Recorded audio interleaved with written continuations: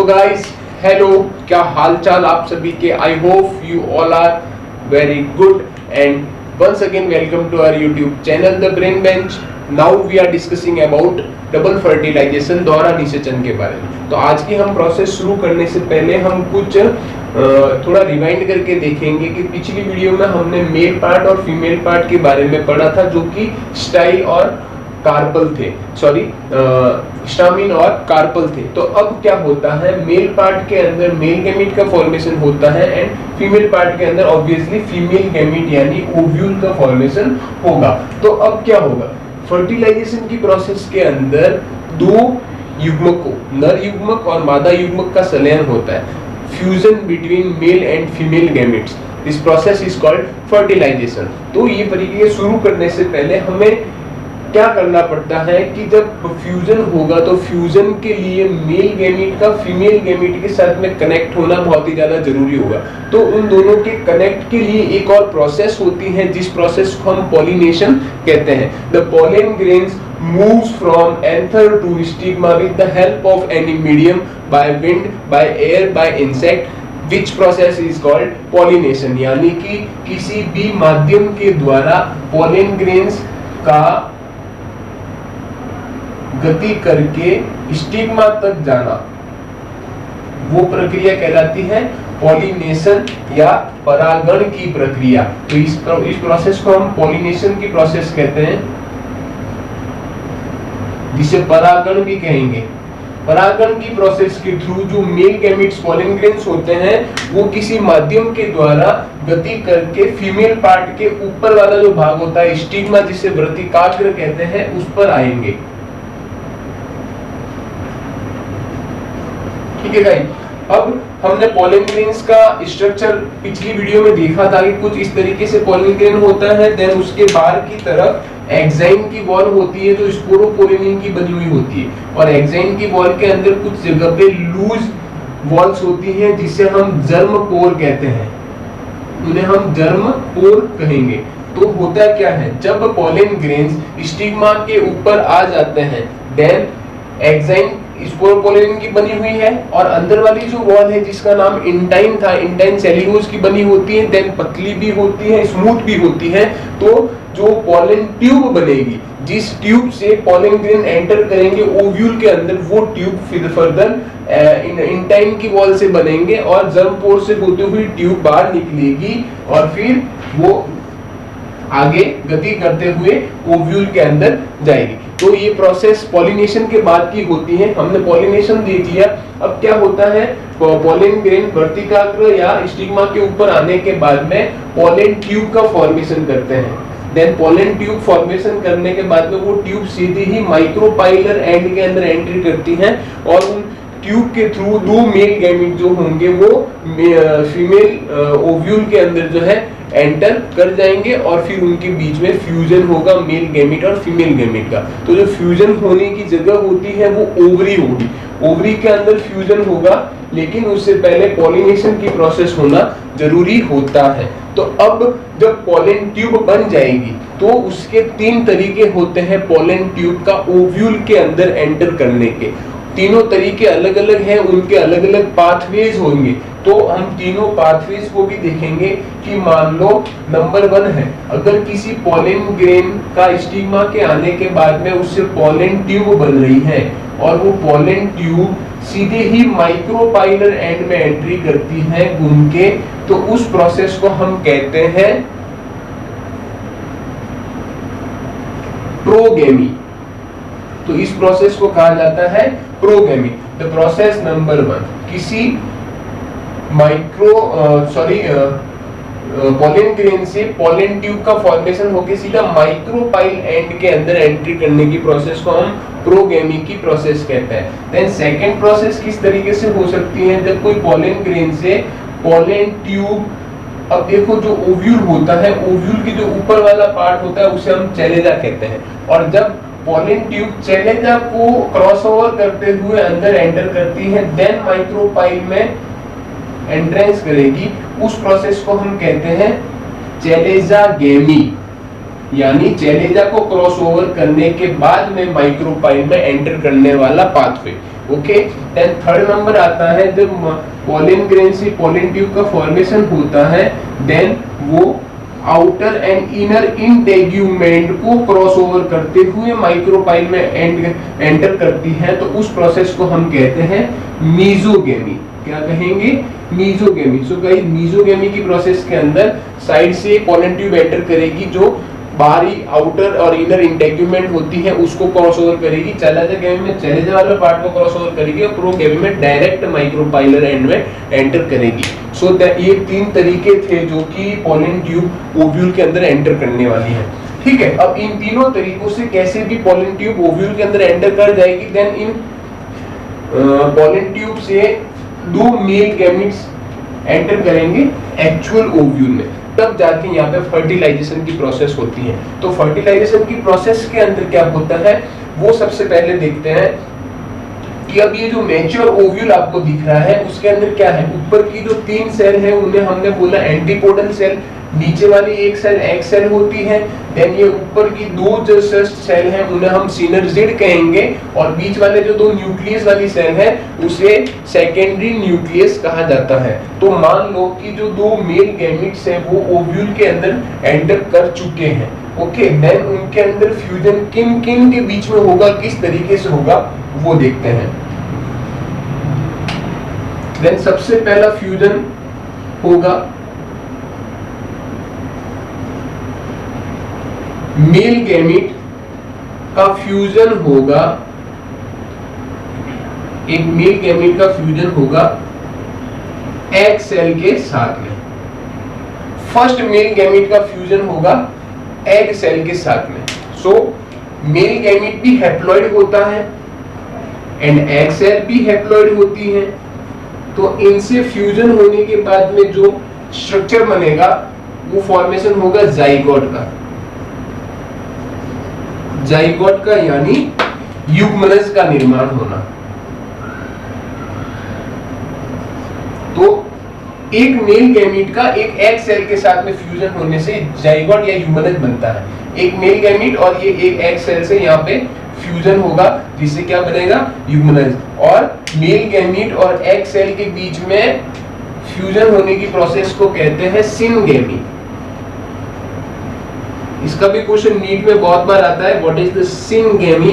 तो सिनगेमी का मतलब होता है मेल गैमेट और एग सेल का फ्यूजन। इसे एक और नाम से बोलते हैं जो होता है ट्रू फर्टिलाइजेशन। इसे ट्रू फर्टिलाइजेशन भी कहा जाता है। ठीक है, तो फ्यूजन नंबर 1 हो गया। देन आता है सेकेंड स्टेप। सेकेंड स्टेप में क्या होगा, एक मेल गैमेट और बीच वाले सेकेंडरी न्यूक्लियस के बीच में फ्यूज होगा। तो दूसरा male gamete,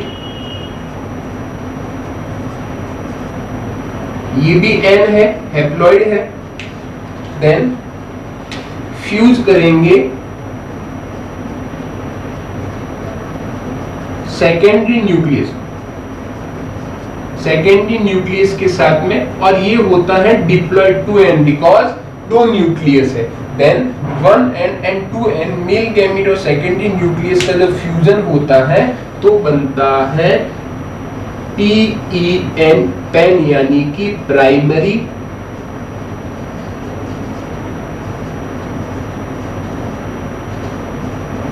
endosperm nucleus.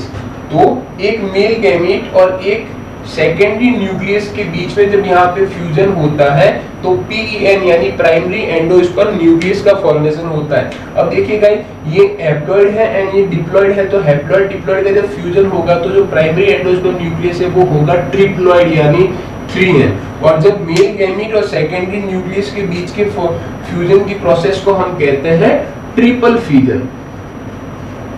Triple fusion क्योंकि यहाँ पे 3 फ्यूजन होता है, हैप्लॉइड एंड डिप्लॉइड, तो प्रोड्यूस होगा ट्रिप्लॉइड।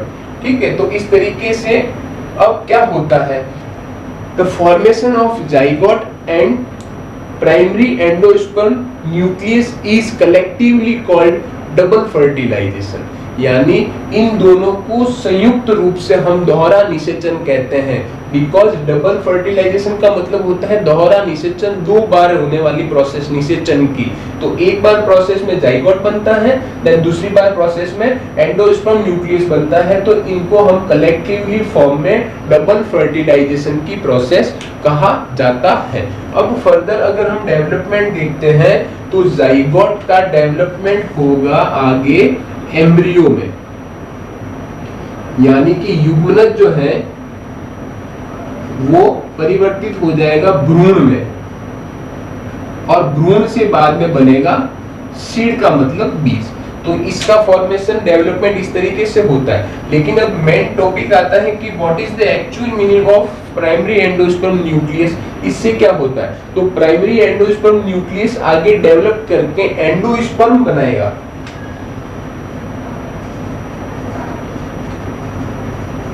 एंडोस्पर्म बनाएगा। एंडोस्पर्म नीट और 12th के पॉइंट ऑफ व्यू से बहुत ज्यादा इंपॉर्टेंस है गाइस।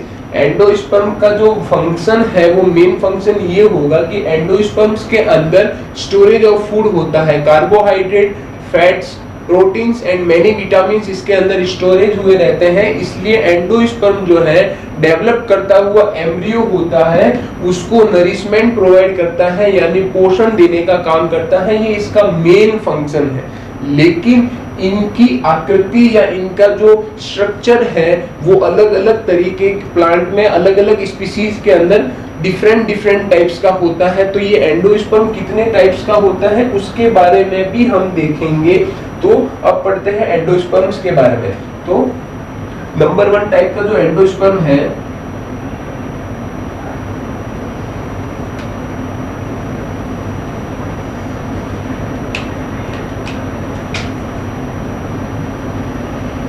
ऐसा एंडोस्पर्म जिसके बीच में एक बड़ी वैक्यूल होगी, देन उसके अंदर फ्री न्यूक्लियाई होते हैं एंड साइटोप्लाज्म होता है।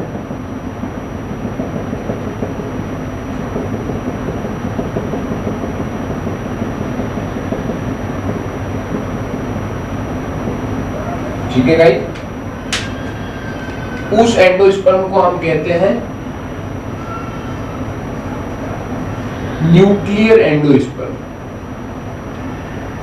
न्यूक्लियर टाइप के एंडोस्पर्म के अंदर फ्री न्यूक्लियाई होते हैं, बीच में बड़ी वैक्यूल होती है, देन साइटोप्लाज्म भी उसके अंदर प्रेजेंट होता है। उस तरीके के एंडोस्पर्म को हम which is type of nuclear type endosperm. Second endosperm आता है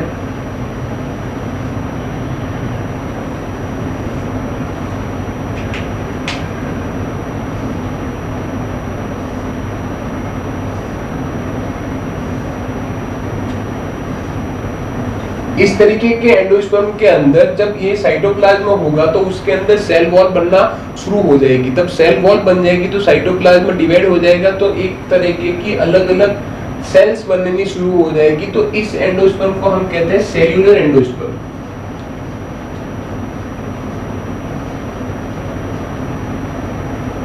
तो इस तरीके के एंडोस्पर्म को हम कहेंगे सेल्यूलर एंडोस्पर्म, बिकॉज दैट इसके अंदर सेल्स बन जाती हैं, सेल वॉल बन जाती है, तो साइटोप्लाज्म डिवाइड हो जाता है। देन अब थर्ड एंडोस्पर्म आता है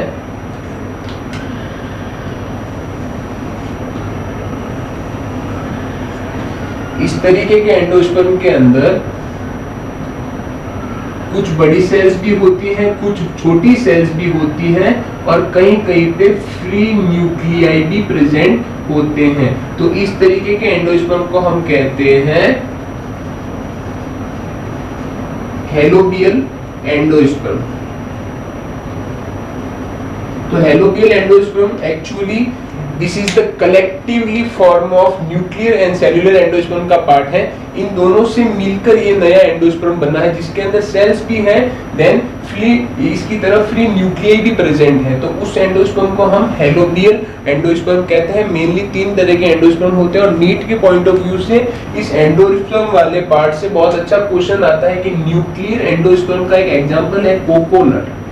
कोकोनट के प्लांट के अंदर या कोकोनट के फ्रूट के अंदर जो है न्यूक्लियर टाइप का एंडोस्पर्म प्रेजेंट होता है, जिसमें बड़ी बीच में वैक्यूल होती है, उसमें लिक्विड भरा हुआ होता है, और साइड में जो है वो इस तरीके का स्ट्रक्चर होता है। ठीक है गाइस, तो आज की वीडियो में इतना ही। हमने डबल फर्टिलाइजेशन देख लिया, जाइगोट बनना देख लिया, एंडोस्पर्म के बारे में देख लिया, देन पॉलिनेशन भी देख लिया, पॉलिनेशन के टाइप देख लिए।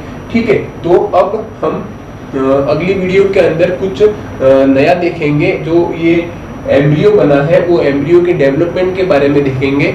सो गाइस, अगर आपको वीडियो पसंद आई है तो लाइक कीजिए, शेयर कीजिए, चैनल सब्सक्राइब कीजिए। घर पे रहिए, स्वस्थ रहिए, खुश रहिए। टेक केयर, बाय बाय, जय हिंद।